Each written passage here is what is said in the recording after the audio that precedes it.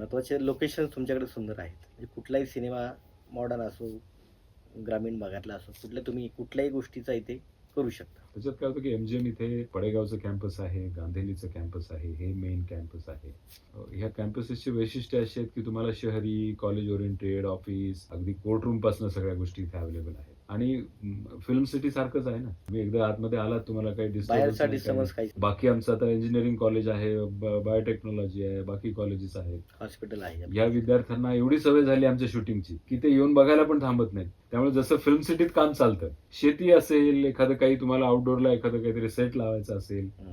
तर गांधेलीचा आमचा खूप मोठा कॅम्पस आहे. गोल्फ किंवा असं काही असेल तर पडेगावचं कॅम्पस आहे. सेट लावायचं असेल तर पडेगावलाच आपला शूटिंग फ्लोअर सुद्धा आहे. तर अशा सगळ्या ह्या विद्यार्थ्यांसाठी निर्माण केलेल्या गोष्टी आहेत. पण त्याच्यातनं जर काही वेळ उरलेला असेल आणि त्याचा एखाद्या चांगल्या सिनेमासाठी फायदा होत असेल, तर तो निर्मात्यांना आपल्याला नक्कीच देतो. पण ह्याच्या व्यतिरिक्त म्हणजे समजा आजूबाजूचं काही गावं असतील, ऐतिहासिक वास्तू असतील, त्या मिळण्यासाठी काही आपला प्रयत्न असतो का नेहमी? अजंठा वेरूळ हे लोकांना माहिती आहे, देवगिरीचा किल्ला माहिती आहे, बीबी का मकबरा माहिती आहे.